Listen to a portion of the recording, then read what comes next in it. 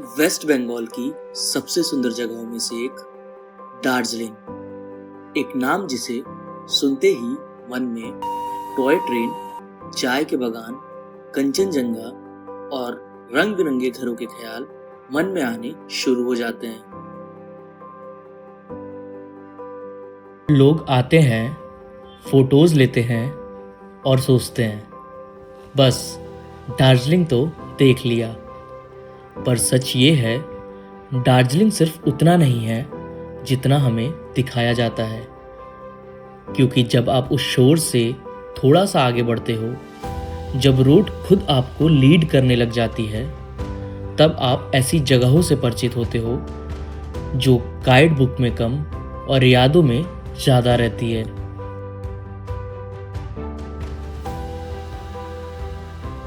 Today, I am taking you to a hidden side of the hills, a place near Darjeeling that stay quiet, calm and incredibly beautiful.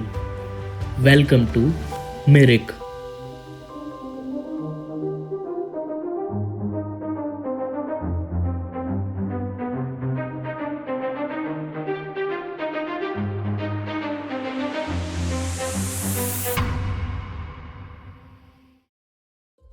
Mirik नाम Lepcha language का एक शब्द है जिसका मतलब है a place burn by fire या land cleared for settlement. इस एरिया में पहले डेंस फॉरेस्ट हुआ करता था जिसे ग्रेजुअली क्लियर करके सेटलमेंट बनी।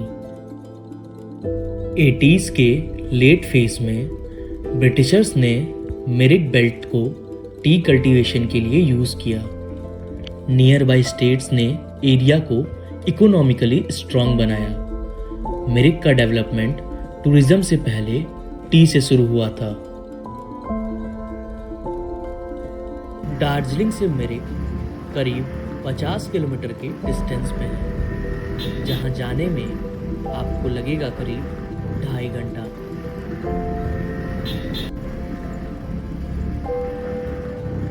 जिस 2.5 घंटे में आपको एक्सपीरियंस करने को मिलेगा कुछ ऐसे डेंस पाइन फॉरेस्ट जहां सनलाइट जमीन तक पहुंच ही नहीं पाती।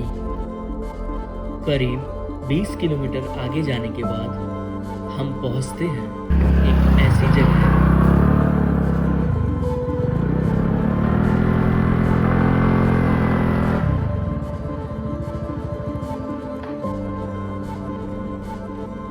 जो कि बिल्कुल कश्मीर के पहलगाम जैसी दिखाई देती है। तो दोस्तों, अब हम यहाँ स्पॉट पे आ चुके हैं, वो हिडन स्पॉट पे। यहाँ पीछे स्कूटी लगा के कुछ कितना लंबा जाना है सनी भैया? हाँ, 1-2 मिनट का मतलब ऐसा 200-300 मीटर ऐसा पैदल चल के जाना है। और फिर आपको देखने को मिलेगा यहाँ कश्मीर का नहीं, दार्जिलिंग का पहलगाम, जिसे मिनी पहलगाम कहते हैं यहाँ के लोग इसको। एक हिडन जेम है, ऑफ बिट प्लेस है। मैं तो एक्साइटेड हूँ इसको देखने के लिए और आपको भी दिखाने के लिए। यहाँ पे शायद ग्राउंड है जिसमें टूर्नामेंट हो रहा है, क्रिकेट टूर्नामेंट। तो उसकी तैयारी चल रही है, पिच विच बना रहे हैं लोग। फुटबॉल है, मे बी फुटबॉल नहीं, क्रिकेट है, क्रिकेट है। उधर लिखा था जैसा कहीं पिच बन रहा है ना, देखा, गोल नहीं है। बाकी यार कितना सही है भाई, इतने खूबसूरत नज़ारे के साथ उसके बीच में ग्राउंड और वहाँ क्रिकेट खेलने को मिले। बड़े ही नसीब वाले हैं यहाँ के लोग।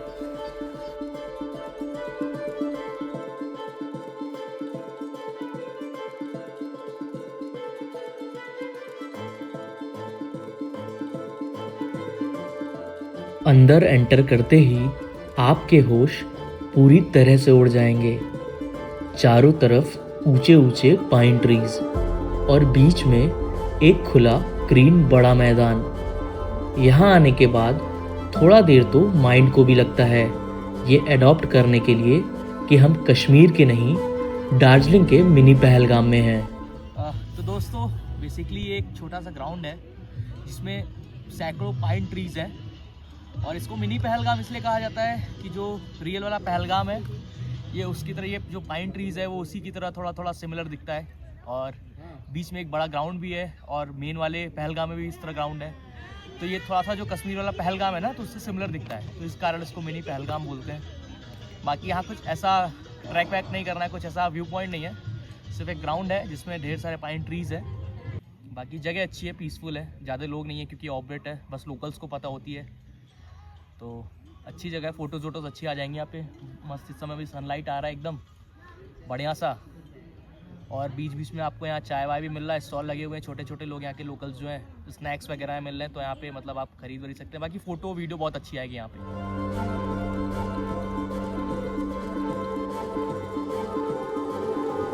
इस प्लेस के बारे में ज़्यादा लोगों को पता ना होने के कारण शांति और सुकून तो टॉप नॉच की थी। अब आगे का तो मुझे नहीं पता, लेकिन फ़िलहाल ये जगह 10 आउट ऑफ 10 थी। अब मन तो यहाँ से जाने का नहीं कर रहा था, लेकिन जाना तो पड़ेगा। हमें इस जगह से और प्यार हो जाए, इससे पहले हम निकल पड़ते हैं अपने इस जर्नी को आगे बढ़ाने।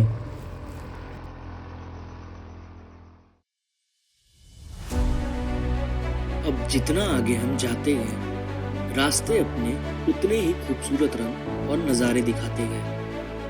एक बात तो आप बेझिझक कह सकते हो, रास्ते आपको एक भी बार डिसअपॉइंट नहीं होने देंगे।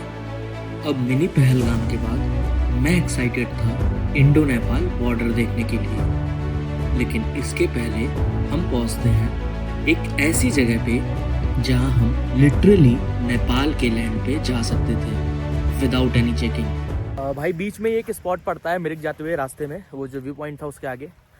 मैं दिखाता हूँ आपको। ऐसा ये देखिए, ये आपको दिख रहा होगा लिखा हुआ भारत। अब मैं आपको दिखाता हूँ इसके पीछे। Now I am in India and now we are in Nepal. Look at this, मतलब इस पत्थर के थ्रू सिंबलाइज किया गया है, मतलब ये इधर इंडिया है और इधर नेपाल है। Wow, just wow. थोड़ा और आगे जाते ही फाइनली हम पहुंच जाते हैं इंडो नेपाल बॉर्डर पे, जहां पे सिर्फ आप अपना पैन कार्ड या वोटर आईडी दिखा के दूसरे कंट्री यानी कि नेपाल में एंटर कर सकते हो। तो ये है नेपाल और इंडिया का बॉर्डर, आप देख सकते हो दोनों तरफ के जो आर्मी वाले हैं वो यहाँ पे। अगर आपको यहाँ से नेपाल जाना है तो यहाँ पे आपको कोई भी एक आईडी दिखानी पड़ेगी, आधार पैन छोड़ के। ड्राइविंग लाइसेंस या फिर वोटर आईडी दिखा के आप उस पार मतलब बॉर्डर क्रॉस कर सकते हो। यहाँ से आप नेपाल जा सकते हो, इंडिया और नेपाल का बॉर्डर। आगे रास्ते में हमें दिखते हैं कुछ ऐसे व्यू पॉइंट जहां आपका मन करेगा बस गाड़ी रोक के एक टक देखते रहो। अब मिरिक कोई एक जगह का नाम नहीं है, मिरिक एक पूरा टाउन है जहां कई सारे प्लेस हैं घूमने के लिए। हम सबसे पहले पहुंचते हैं मिरिक के सबसे फेमस स्पॉट पे। ये है दोस्तों मिरिक लेक। जिस लेक को दुनिया मिरिक लेक के नाम से जानती है, उस लेक का असली नाम है सुमेंदु लेक। तो यहाँ लोग बोटिंग वोटिंग भी कर रहे हैं। लेक में एक लेक के बीच में ब्रिज है जो कि बहुत खूबसूरत दिख रहा है, और उसके ठीक पीछे अपने भारत का झंडा वो लहरा रहा है, वो और भी खूबसूरत बना रहा है, इस जगह में 4 चांद लगा रहा है। तो कुछ ऐसा है कहानी मिरिक लेक की। यहाँ से शहर भी दिखता है, मतलब मिरिक मॉनेस्ट्री भी दिखती है, उसके पीछे जंगल भी दिखते हैं। तो मतलब कई सारे व्यू इस जगह से मिलते हैं, और पीछे थोड़ा थोड़ा अगर मौसम क्लियर हो तो कंचनजंगा भी दिखता है। बाकी यहाँ थोड़ी क्राउड है, बाहर नाश्ता वास्ता कर सकते हैं आप, स्टॉल्स लगे हुए हैं, और भी कई सारी चीज़ें हैं। अगर शॉपिंग वॉपिंग करनी हो तो बाहर मार्केट भी वो भी कर सकते हैं। हॉर्स राइडिंग भी हो रही है यहाँ पे, उस पर फ़ोटो वोटो लेना हो तो ले सकते हैं आप। ऐसी चीज़ें यहाँ पे हो रही है, ये सब चीज़ें आप कर सकते हैं आगे मिरिक लेक पे। आपको जान के हैरानी होगी, ये कोई नेचुरल लेक नहीं है।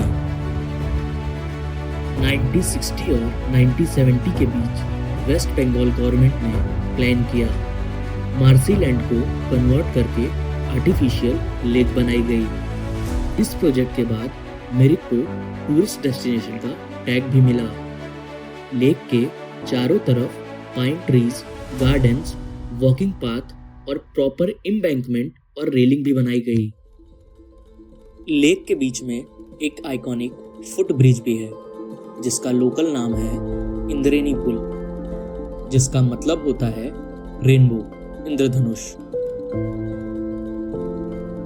यहाँ आके मुझे समझ आया कि चीजें हमेशा लाउड नहीं होती। यहाँ लेक के पास सब कुछ धीरे हो जाता है। हवा ठंडी लगती है, पानी शांत रहता है और दिमाग बिना बोले ही हल्का हो जाता है। मिरिक लेक बताती है असली सुंदरता वो होती है जो थकान को उतार दे, जो आपसे कुछ ना मांगे, बस थोड़ी देर के लिए अपने पास रोक ले और जाते वक्त एक हल्का सा सुकून दे जाए। यहाँ से थोड़ा ही दूर लगभग 2 किलोमीटर हिल साइड पे उपस्थित है एक बेहद ही खूबसूरत और भव्य मोनेस्ट्री, जिसे हम पोरकर मोनेस्ट्री के नाम से जानते हैं। ये मोनेस्ट्री देखने में जितना सुंदर है, अंदर से उतना ही शांत और भव्य। यहाँ आके आपको देखने को मिलेंगे मॉन्क्स, जिसमें से कई सारे छोटे छोटे मॉन्क्स भी होंगे, जो कि एक अलग वाइब सेट करते हैं और डिसिप्लिन का एक परफेक्ट एग्जाम्पल दिखाते हैं।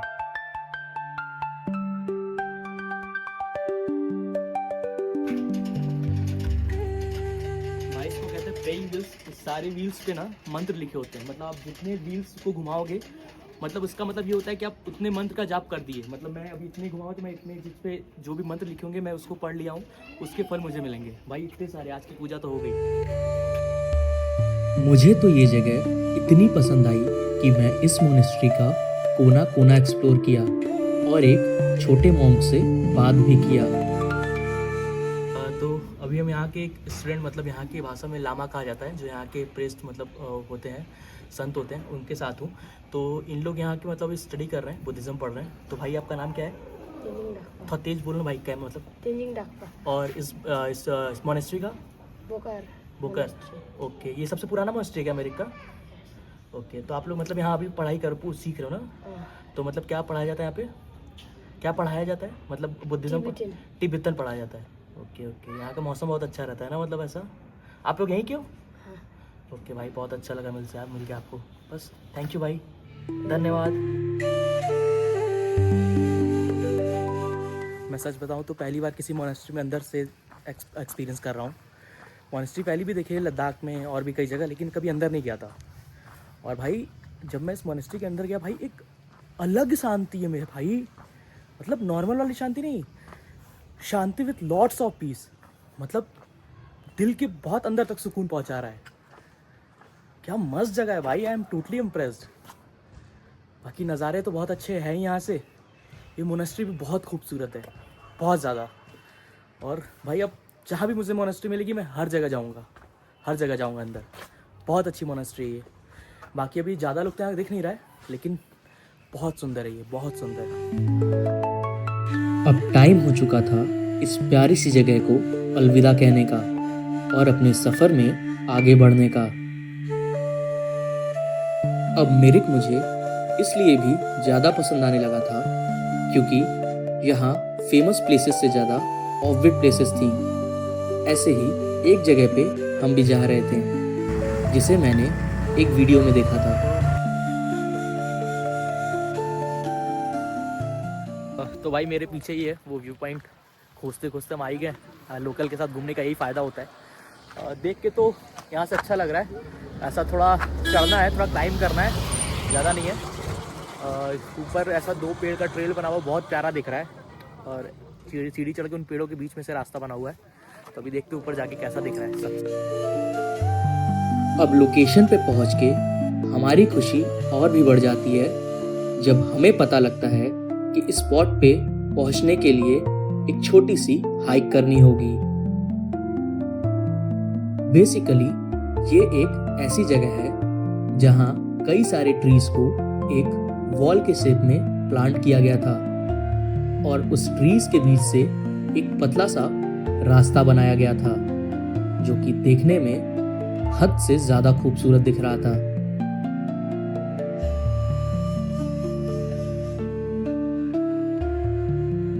ऊपर जाके पूरी वैली का और टी गार्डन का एक मस्त व्यू देखने को मिला जो कि आत्मा को तृप्त कर रहा था।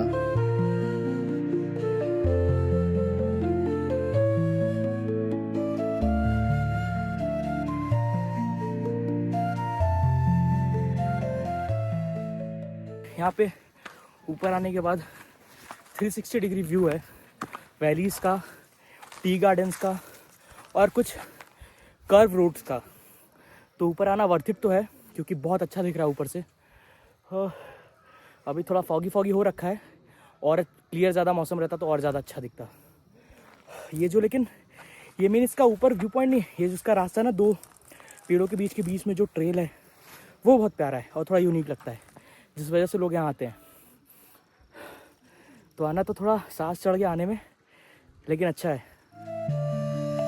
मैं जब मिरिक से वापस निकल रहा था तो ऐसा लग रहा था जैसे मिरिक कोई जगह नहीं, एक फीलिंग है। मैं एक जगह से नहीं, फीलिंग से दूर जा रहा हूँ। यहाँ पे सब कुछ धीरे था, यहाँ के रास्ते, यहाँ का हवा और यहाँ के लोग। शायद इसीलिए मैं खुद भी यहाँ आके धीरे हो गया था।